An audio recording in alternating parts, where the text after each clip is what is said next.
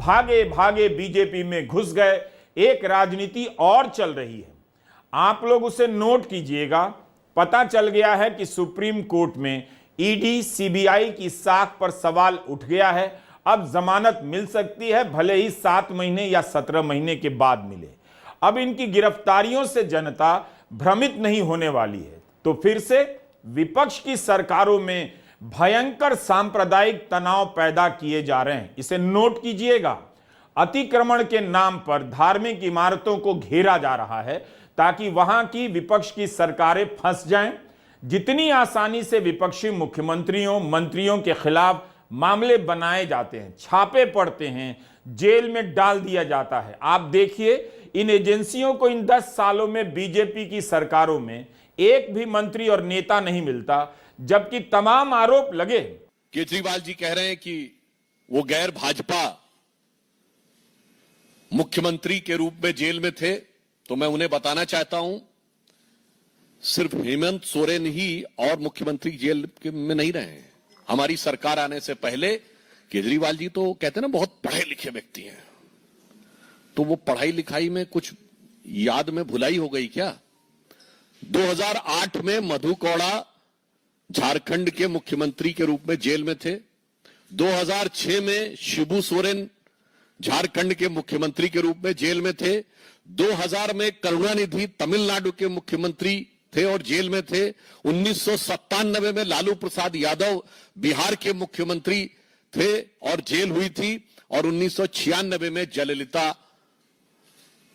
जी को जेल हुई थी। मगर इसमें से किसी ने भी कम से कम इतनी नैतिकता तो निभाई कि जेल में जाने से पहले इस्तीफा दे दिया। केजरीवाल जी, मैंने इतना बता दिया कि ये जेल में जाने का खेल, ये सब गैर भाजपा थे और हमारी सरकारें नहीं थी।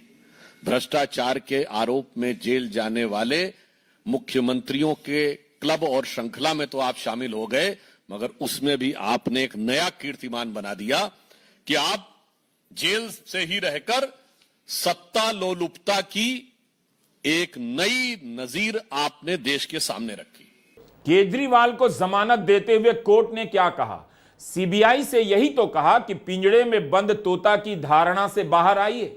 नियति का एक और खेल देखिए। 3 जुलाई को, इसी 3 जुलाई को प्रधानमंत्री नरेंद्र मोदी राज्यसभा में विपक्ष को याद दिला रहे थे कि कोर्ट ने उनके दौर में सीबीआई को पिंजड़े में बंद तोता कहा था। कांग्रेस के दौर में सीबीआई की यह हालत थी, उनके दौर में एजेंसियों को छूट मिली है, निष्पक्ष जांच कर रही हैं। 1.5 महीने के बाद उसी सुप्रीम कोर्ट ने सीबीआई को पिंजड़े में बंद तोता की छवि से बाहर आने के लिए कह दिया। सरकार की तरफ से चुप्पी साध ली गई। आज मैं अपने साथ एक किताब लेके आया हूं, ये भी मैंने कई बार पढ़ी, भगत सिंह की जेल डायरी। आप लोगों ने पढ़ी है? पढ़ना इसको जरूर, खरीद लेना, खरीद के इसको पढ़ना, भगत सिंह की जेल डायरी। जब भगत सिंह जेल में थे, आज से 90-95 साल पहले, उन्होंने जेल के अंदर अपने लेख लिखे थे, वो लेख इसमें हैं। और जेल के अंदर से उन्होंने बाहर कई लोगों को खत लिखे थे। उन्होंने अपने क्रांतिकारी साथियों को खत लिखे थे।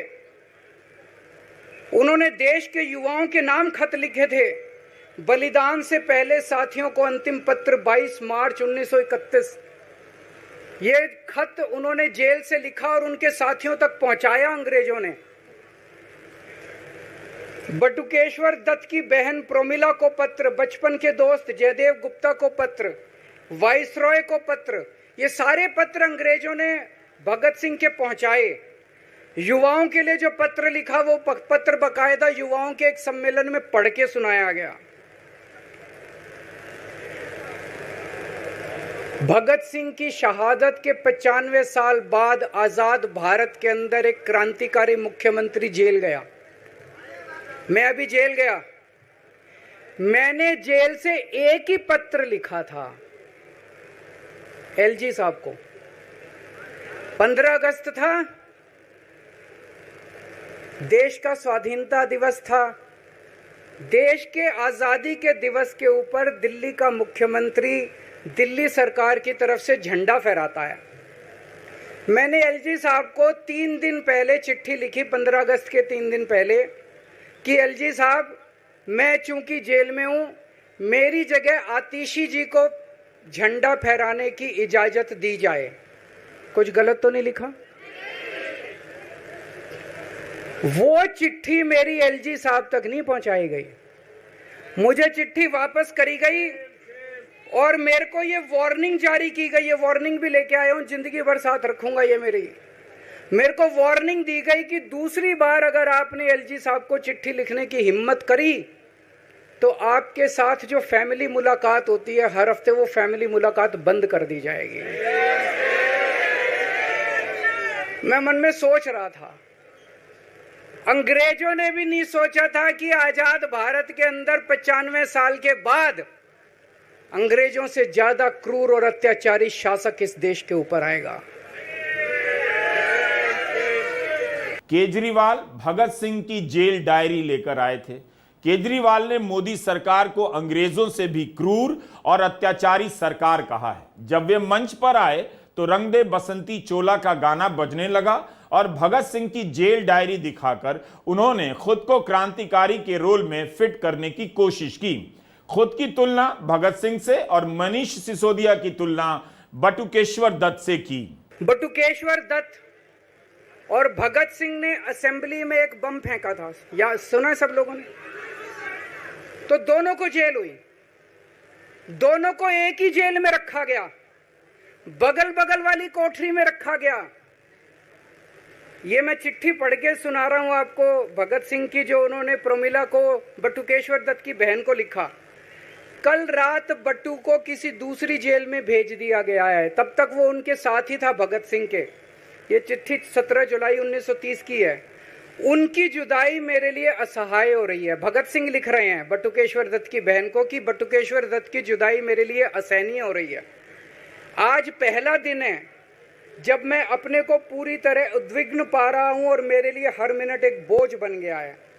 एक मित्र से जुदा होना सचमुच सगे भाई से भी ज्यादा प्रिय थे मेरे को बटुकेश्वर। तो दोनों साथ रहते थे। 95 साल के बाद मनीष सिसोदिया और केजरीवाल एक ही केस में जेल जाते हैं। मनीष सिसोदिया को अलग जेल में रखते हैं, मेरे को अलग जेल में रखते हैं, साथ मिलने की इजाजत नहीं दी जाती। आजादी की लड़ाई जब हुई, जवाहरलाल नेहरू जेल गए, महात्मा गांधी जेल गए, बाबा साहब अंबेडकर जेल गए, चंद्रशेखर आजाद जेल गए, अशफाकुल्ला जेल गए, कितने स्वतंत्रता सेनानी जेल गए, कई कई सालों तक जेल गए। जब वो जेल जाते थे उनसे मुलाकात के लिए उनके साथी उनसे मिलने जाया करते थे, उनके घर के लोग जाते थे, उनके रिश्तेदार उनसे मिलने जाते थे, और जब वो मिलने के लिए जाते थे वो उनसे पॉलिटिकल बातें करते थे। वो उनसे बातें करते थे कि कैसे अंग्रेजों को उखाड़ के फेंकना है, जब मिलने के लिए जेल में जाते थे। जब मैं जेल में था एक दिन संदीप पाठक मेरे से मिलने के लिए आया।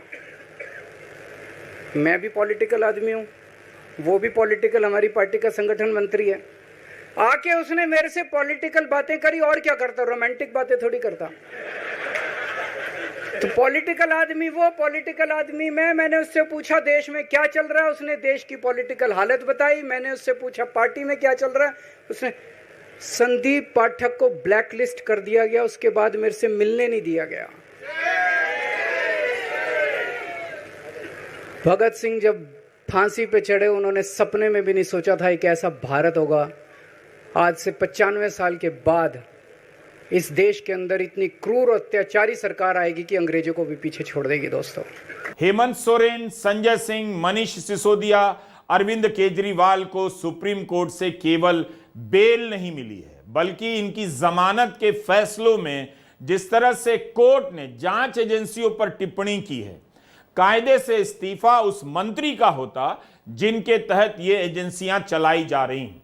आप याद कीजिए, हेमंत सोरेन के केस में झारखंड हाईकोर्ट के जस्टिस मुखोपाध्याय ने क्या कहा और किस तरह से सुप्रीम कोर्ट ने हाईकोर्ट के फैसले पर मुहर लगाई। झारखंड हाईकोर्ट के जस्टिस रोनगन मुखोपाध्याय ने अपने फैसले में लिखा कि हेमंत सोरेन के खिलाफ बहुत ही व्यापक संभावनाओं के आधार पर केस बना दिया गया है। मतलब यही हुआ कि यह भी हो सकता है, वह भी हो सकता है, इस टाइप के आधार पर गिरफ्तार कर लिया गया। जबकि केस, ये जस्टिस मुखोपाध्याय कह रहे हैं कि जबकि केस देखने से नहीं लगता कि 8.86 एकड़ जमीन की खरीद और स्वामित्व के मामले में हेमंत सोरेन सीधे तौर पर या किसी और तरीके से जुड़े हुए हैं। किसी भी रजिस्टर में या राजस्व रिकॉर्ड में इसकी झलक तक नहीं मिलती कि हेमंत सोरेन इस जमीन की खरीद या स्वामित्व में किसी भी तरीके से शामिल है। फैसले में लिखा गया है कि 2010 में कुछ लोगों ने आरोप लगाया, उनके पास कोई ठोस आधार नहीं था, उसके आधार पर पीएमएलए मनी लॉन्ड्रिंग का केस बना दिया गया।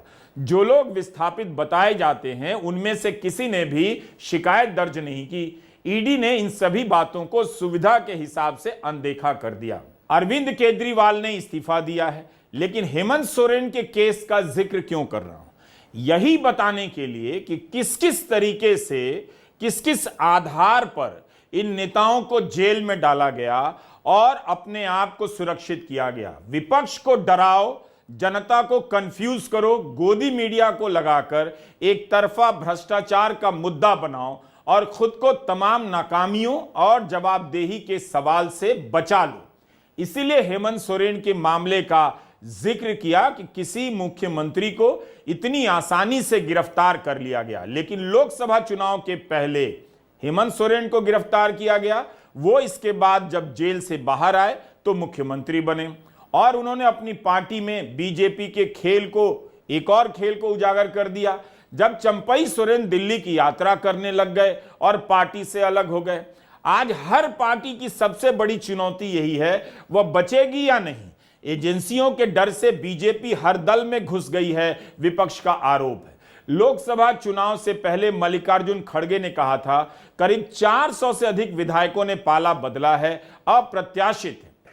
आज इन्होंने ईडी छोड़ दी, इनकम टैक्स छोड़ दिया, दिल्ली पुलिस छोड़ दी, इतने केस कर दिए हमारे ऊपर और हम डट के खड़े हैं इनके खिलाफ, इनका मुकाबला कर रहे हैं क्योंकि हम ईमानदार हैं। इसलिए ये मेरे को बेईमान साबित करना चाहते हैं, ये मेरे को बेईमान साबित करना चाहते हैं। मेरे ऊपर कीचड़ फेंक रहे हैं, मेरे ऊपर लांछन लगा रहे हैं, मुझे सुबह शाम गालियां देते हैं। लेकिन मेरे लिए बीजेपी इंपॉर्टेंट नहीं है, मेरे लिए आप लोग इंपॉर्टेंट हो। अगर देश की जनता, दिल्ली की जनता को लगता है केजरीवाल बेईमान है, मैं 1 मिनट के लिए सीएम की कुर्सी पे भी नहीं बैठूंगा। 1 मिनट के लिए मैं बैठने को तैयार नहीं। मैंने अपने जीवन में कुछ नहीं कमाया, मेरा बैंक अकाउंट खाली है, हमारी पार्टी का बैंक अकाउंट खाली है। मैंने जिंदगी में कुछ नहीं कमाया, अपनी इज्जत और अपनी ईमानदारी के सिवा मेरे पास कुछ नहीं है। इनकम टैक्स में कमिश्नर की नौकरी करता था, 2000 में नौकरी छोड़ के सन 2000 से 2010 तक 10 साल मैंने दिल्ली की झुग्गियों के अंदर बिताए हैं। कुछ महीने दिल्ली की झुग्गियों में जाके रहा मैं, झुग्गी के अंदर, नंद नगरी, सुंदर नगरी की झुग्गियों के अंदर मैंने गली गली में खाक छानी है कि गरीब आदमी रहता कैसे, उसके घर का गुजारा कैसे चलता है। अगर पैसे कमाने हो तो इनकम टैक्स कमिश्नर की नौकरी बुरी नहीं थी। और जब मैंने नौकरी छोड़ी थी तब कोई पार्टी नहीं थी, कुछ नहीं थी। ऐसा नहीं था कि उस टाइम ये था मुख्यमंत्री बनने चला था या कोई पार्टी, कुछ नहीं था, कोई भविष्य नहीं था। केवल देश के लिए जुनून था कि देश के लिए कुछ करना है, देश के लिए कुछ करने हैं। 49 दिन की सरकार के बाद इस्तीफा दिया था, अपने असूलों के लिए इस्तीफा दिया था। किसी ने इस्तीफा मांगा नहीं था, अपने आप इस्तीफा दिया था। आज के तारीख में, आज के जमाने में कोई अपनी चपरासी की नौकरी नहीं छोड़ता। मैंने मुख्यमंत्री की कुर्सी छोड़ी थी, अपने आप छोड़ी थी। केजरीवाल ने कहा कि जब तक दिल्ली की जनता वोट देकर उन पर मुहर नहीं लगाएगी, उनकी ईमानदारी पर मुहर नहीं लगाएगी, वे कोई पद स्वीकार नहीं करेंगे। उन्होंने ईमानदारी का प्रमाण बरी होने को नहीं कहा, अदालत से बरी होने को नहीं कहा और ऐसा नहीं बोला कि मुकदमे से रिहा हो जाऊंगा तो मुख्यमंत्री बनूंगा, बल्कि उन्होंने कहा कि जनता की अदालत में बरी होने पर ही मुख्यमंत्री बनूंगा। केजरीवाल ने साफ कर दिया, यह लड़ाई अब अदालत में नहीं, चुनाव में जनता के बीच लड़ी जाएगी। सेबी की चीफ माधवी बुच पर 4-4 प्रेस कॉन्फ्रेंस करने वाले कांग्रेस के पवन खेड़ा से भी पूछा गया, आप ये सब दस्तावेज लेकर अदालत क्यों नहीं जाते? पवन खेड़ा ने कहा, हम कोई कानूनी फर्म नहीं है, एनजीओ नहीं है, हम राजनीतिक दल हैं। देखिए, मीडिया भी इन आरोपों की पड़ताल नहीं करता, अपनी तरफ से खोजी पत्रकारिता नहीं करता और पार्टी से पूछ रहा है कि आप आरोप लगा रहे हैं तो कोर्ट क्यों नहीं जा रहे हैं। जनता की अदालत में लड़ाई लड़ने की बात पवन खेड़ा ने कह दी। सुप्रीम कोर्ट के कई फैसलों को आप ध्यान से सुनिए।